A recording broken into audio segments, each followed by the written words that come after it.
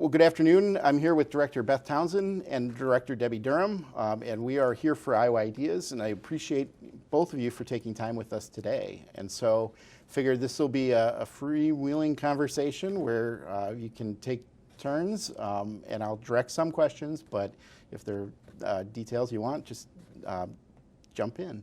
I think we could do that. I think we can do that. Yeah. I think you can. Yeah. And so I wanted to start the conversation with workforce, and I apologize for probably being the guy that's asking the question that everyone does when they see you.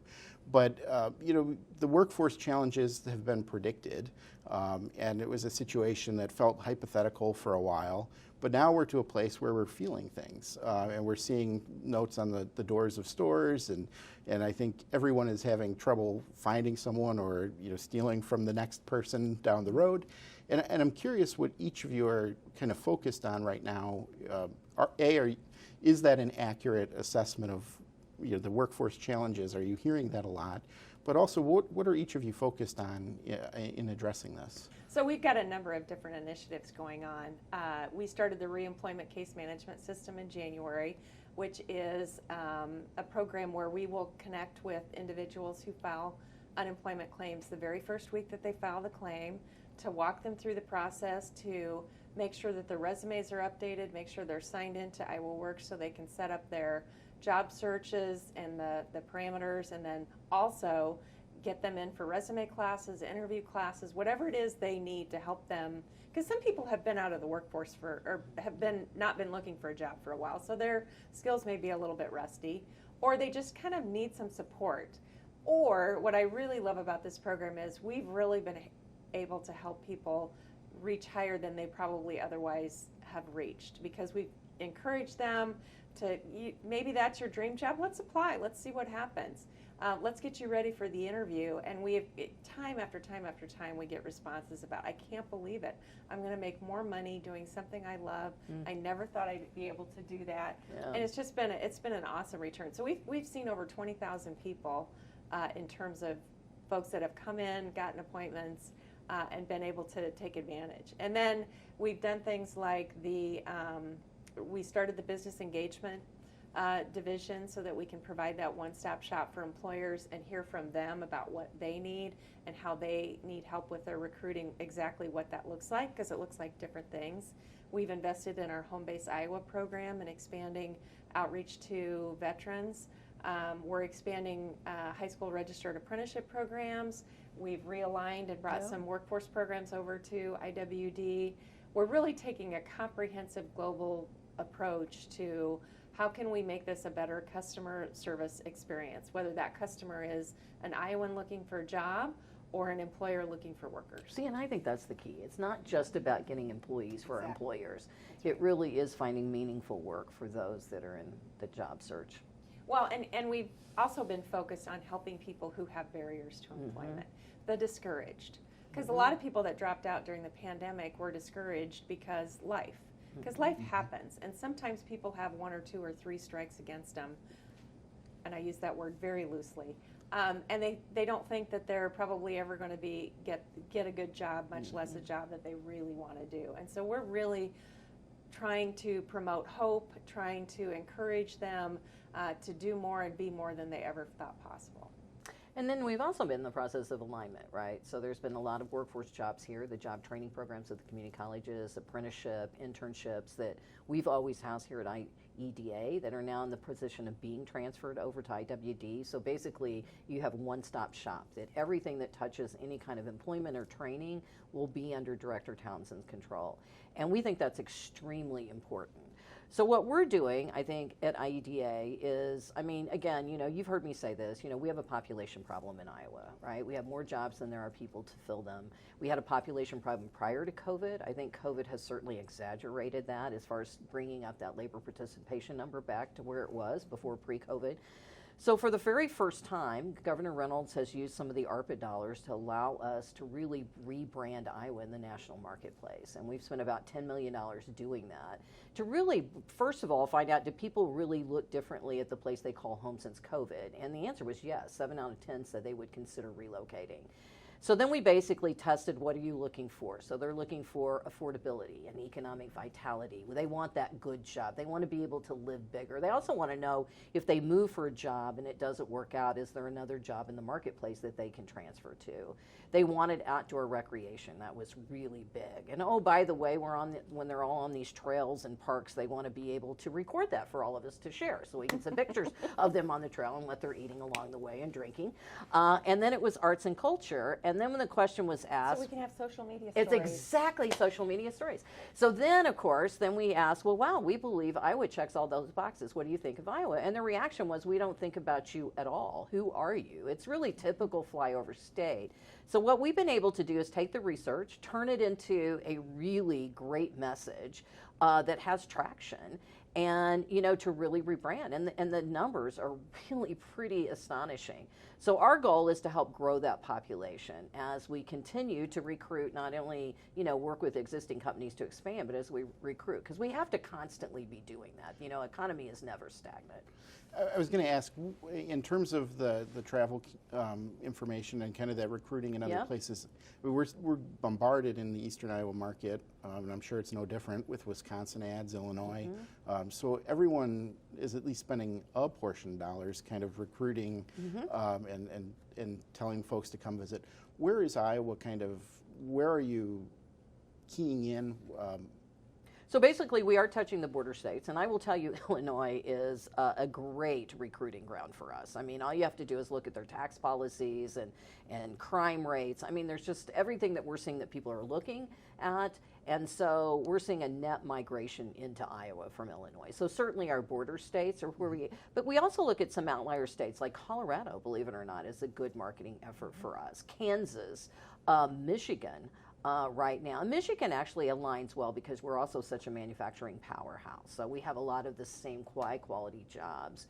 And then even cities like Indianapolis is an area. So those are the markets that we're marketing. And then, we're able to really measure all of our results. Our perception's changing. And the other time is we're also sending them to our website. And one of the areas on our website because now we want to really say, here's not just really raising the profile, Iowa, we really want you to spend some time looking at what we have to offer by going to the website. So we have a cost of living calculator on there that's extremely popular. So people really are looking at, what would I need to live in Iowa compared to a Chicago or an Indianapolis or a Minnesota?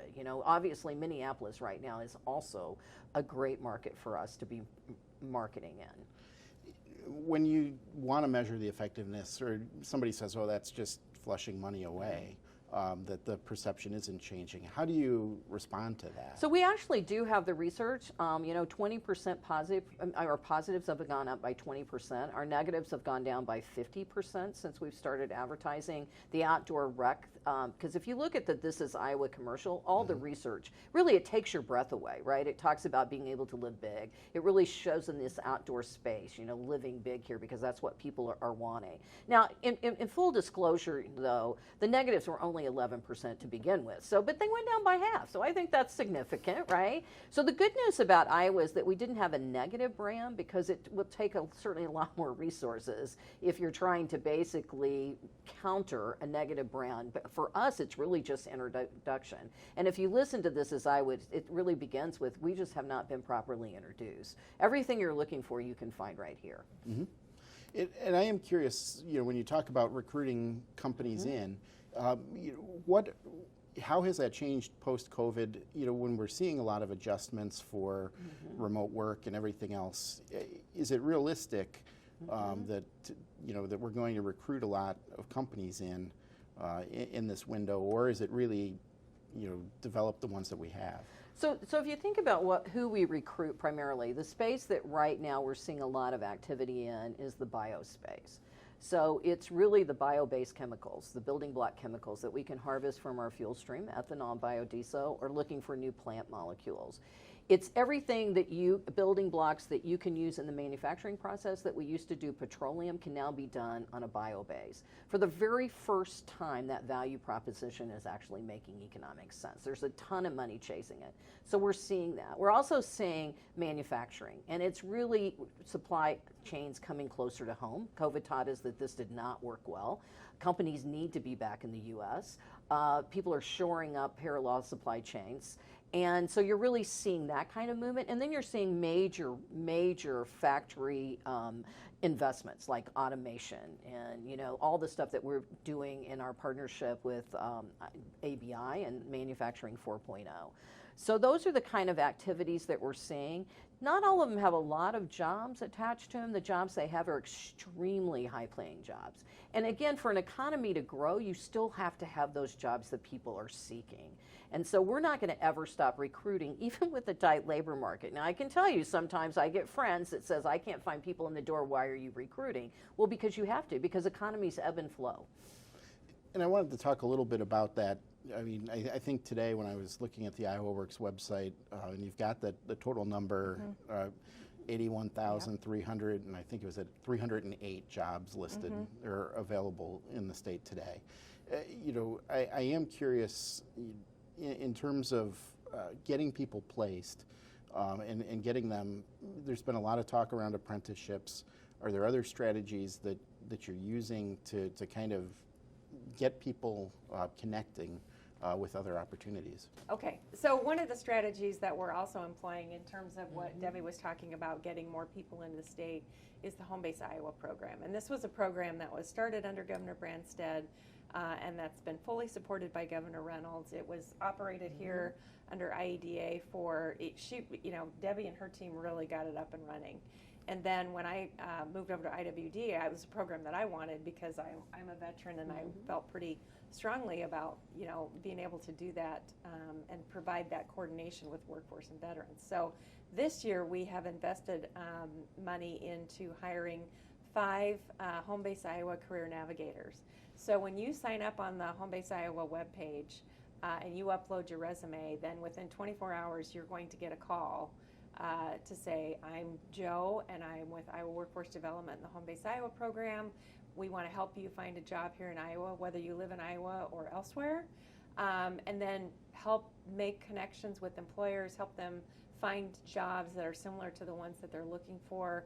Since the 1st of January this year, we've helped over 220 veterans get placed in the state of Iowa, and that's, you know, so we're also being able to track the metrics in terms of how many veterans we're hiring or helping. I think we've got about 160 in the pipeline right now. So, you know, those are the kinds of things that we're doing in terms of helping to bring more people to the state and then increase our footprint in terms of workforce programs to make those connections.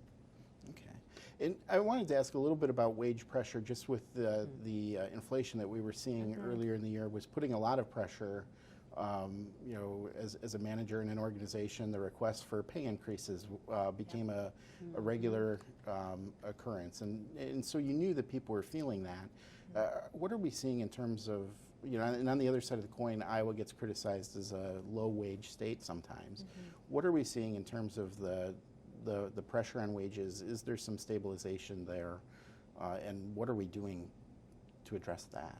Well, the workforce shortage, I think, also helped drive up starting wages. So as we probably all know, you know, starting wages for any occupation, unskilled or otherwise, is around $15 an hour, which is a pretty significant bump from pre-pandemic. So we are seeing, and then if you increase your starting wage, obviously you've got to increase the wages for the folks that have been there for a while.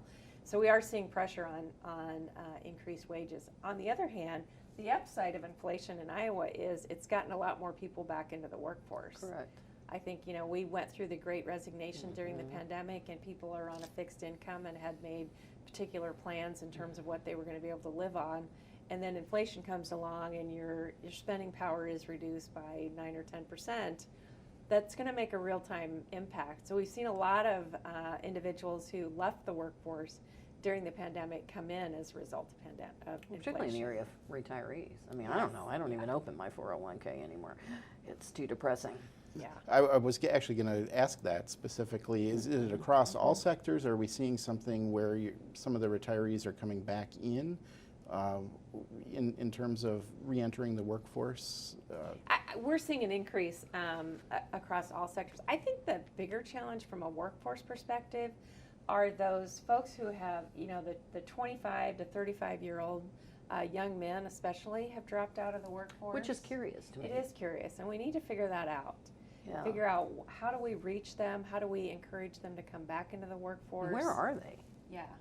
Are they living at home again? I mean, that's what the Wall Street Journal has said. So, I mean, there was a recent article on something like that. So, because we're seeing that kind of across the country. But it is actually a disturbing demographic when you think about it. It's not the one that you would expect No.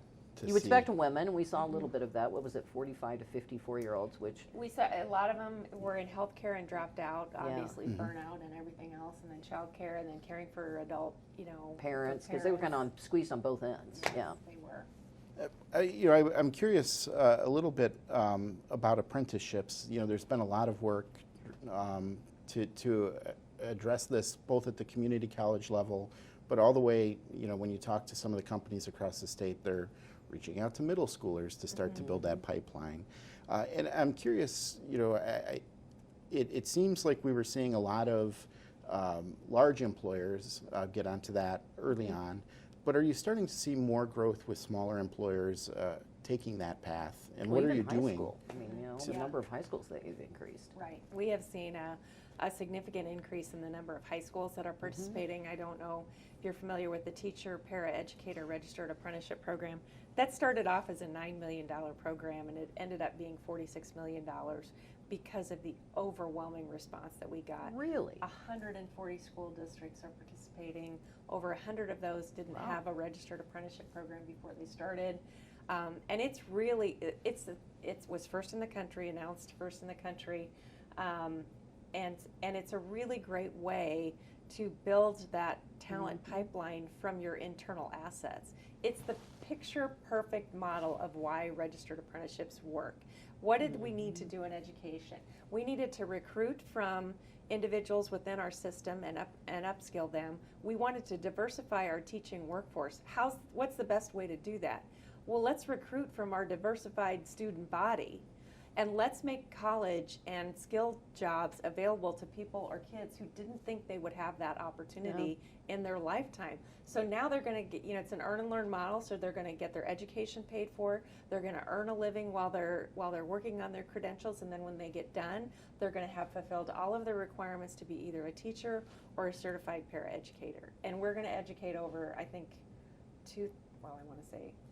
over 1,100 apprentices over the course That's of the amazing. program. I had no idea. It's stunning. Yeah. It's stunning. Wow, that's impressive.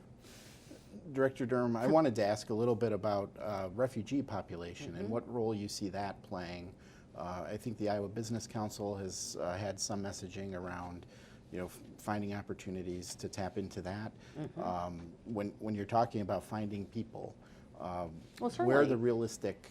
Refugees, immigration, 44% of our population growth actually came from immigration. 60% of our population growth is non-white. Iowa looks different today. In fact, I think we're scheduled by the year 2030, if not sooner, to have our first minority as the majority in one of our counties, rural counties of Iowa.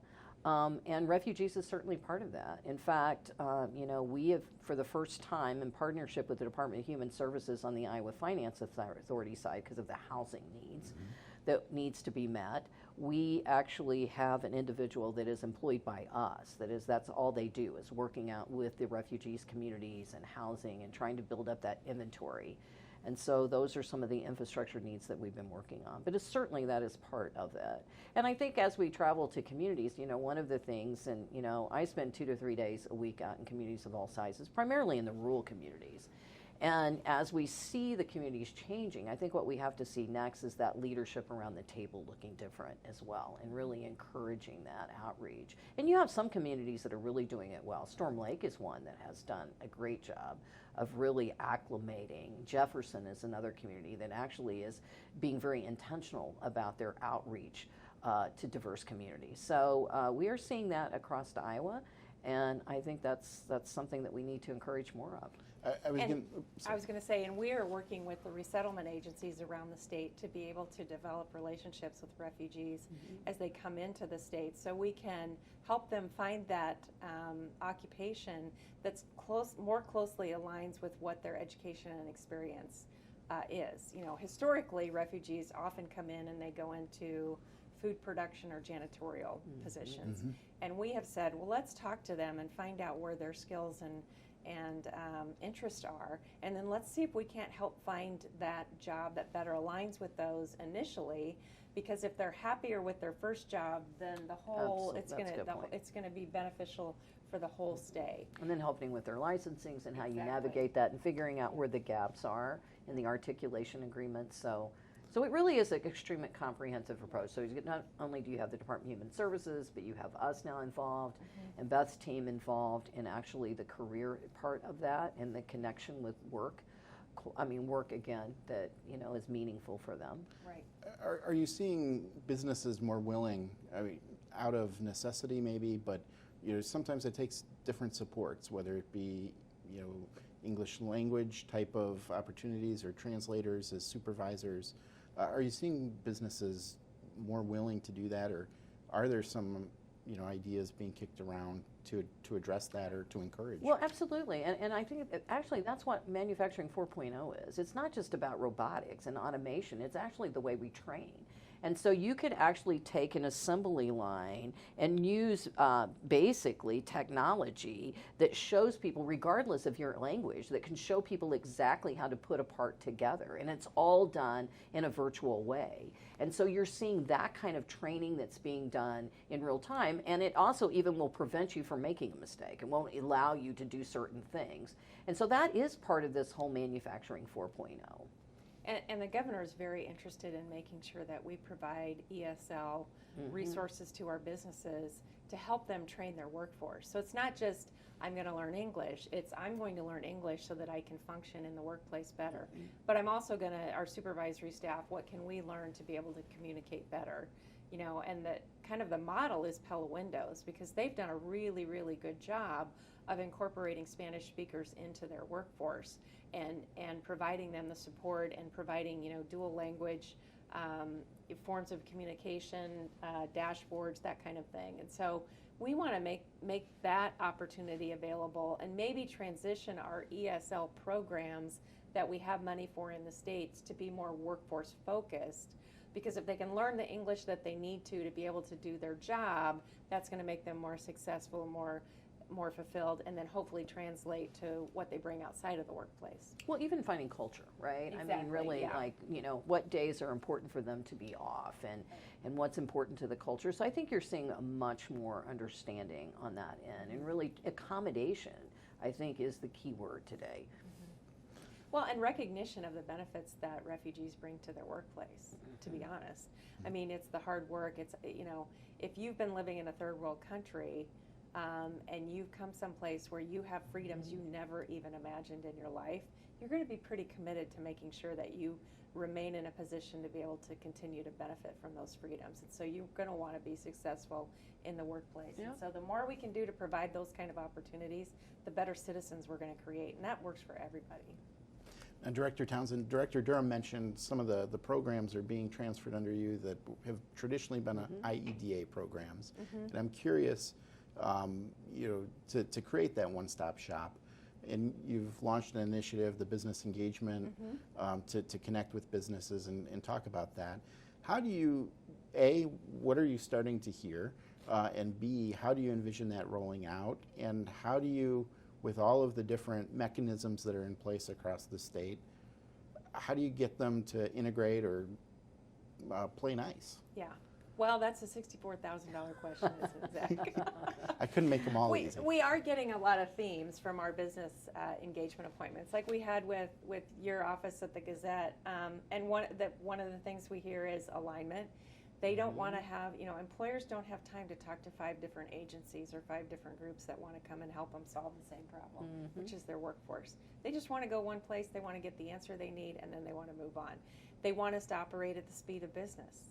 They don't have a lot of time to waste. They're going to maybe make one call, and if it's unsuccessful or unresponded to, they're probably not going to try again because they're going to move on and see what they can find somewhere else. So in terms of creating a one-stop shop, we have to make it easier for employers to be able to find the workforce services that they need, regardless of what those are. So whether that's, business operate in a life cycle much like humans, So you could be in a cycle where you're looking to expand and hire more employees. Well, we can help you do that by, helping to develop those workforce training programs. Maybe you're coming down because of the recession, or because of some economic conditions. So we've got, a shared worker program that can help you, that are layoff aversion programs where you can kind of keep operating but not have everybody working full time. So what we're trying to do is educate employers about the resources and services we bring to the table.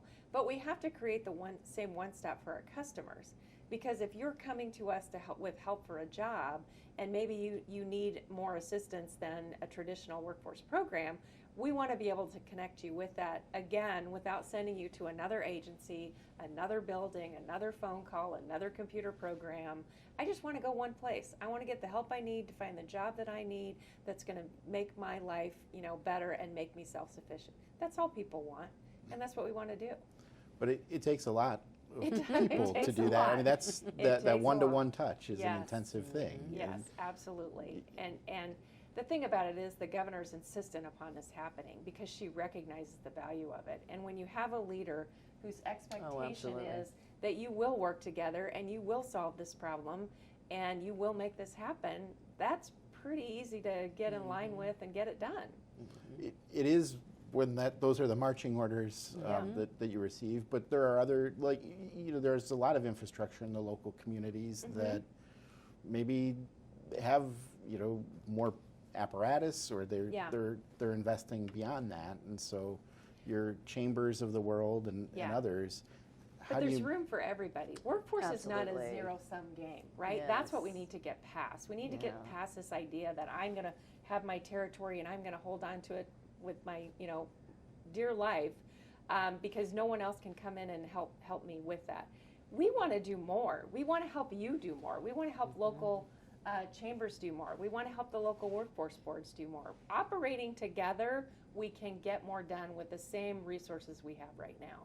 That's what this is about. And I am fully supportive of this. And I mean, it has been a very smooth transition on the programs that we've moved over there. Yeah. Because I believe in this. I think it only makes sense. I think it is a much better system for the users of the system. And believe me, we have plenty of other things we can work on at IEDA. So there was no turf battles here. In fact, I just think it makes sense. And really, my response was, we should have done this a long time ago. And so now we have a governor that is really all about that. Well, and our agency is in a much better position now to take on those programs than we were. I think that's true too. Several years ago. Yeah. But you've been able to create this great talent. I love that you brought people in that came from the private sector that is helping to mold this new division. So.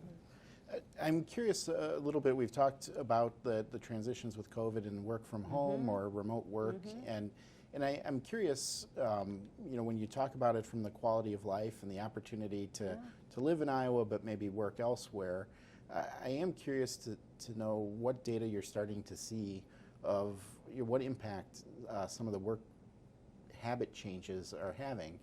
Because on one hand, if you have an opportunity to work elsewhere, certainly you could remain in Iowa, but you're not necessarily helping solve the workforce issue here. But on the other hand, Iowa could lose because you could work in other places as well. And what impact is remote? Well, first of all, I think it's changed from where we were a year ago to where we are today, right? I think most people are coming back to there needs to be more of a hybrid, flexible schedule, that people do need to be in the office, right? People need to be together. Not to say that there are not some positions that can be 100% remote. So what I've seen in rural Iowa, it's incredible opportunities as long as you have connectivity. And Governor Reynolds have invested over $680 million in broadband, and we learned that during COVID, that if you have broadband, you can run the world from anywhere, right? And so it is growing for rural Iowa in particular to really allow people to come home, right, and have these great jobs. And I was at Mount Air and met this young woman who has been really involved in community development. And in fact, they opened this little grocery store downtown that is just phenomenal. If you look at her business card, she works for Cisco out of California, right? So she has this great job, but she's home. She's able to do it. She brings a spouse and family with her. And you're seeing that opportunity. So, yeah, we think that's happening. It was interesting, though, because, I had a site selector call me early on and say, how are you guys going to approach this from just incentives So the way we are approaching it, that we're only going to count the jobs you have in Iowa, right? So it's not, but they can live anywhere in Iowa. So we're not going to have them tethered to a physical location like we have in the past. So they'll say you have 200 new jobs in Iowa, you have 100 in this community, but you're going to have 100 scattered around the state. So we're going to approach that differently. Say that's great, as long as they're in Iowa. Again, we're not going to count jobs outside of Iowa. We're still about growing our population. So I think that you are seeing a lot more flexibility, and I think it's actually a win-win for us.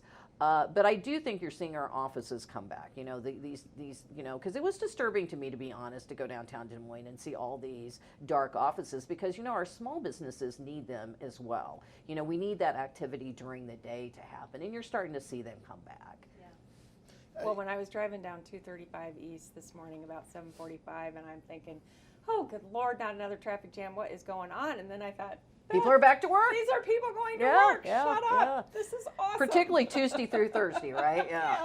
So I'm like, oh. Yeah. Everybody wants their flex days is Yes, Monday yes. and Wednesday, or Monday and Friday. Yes. Yeah. But yeah.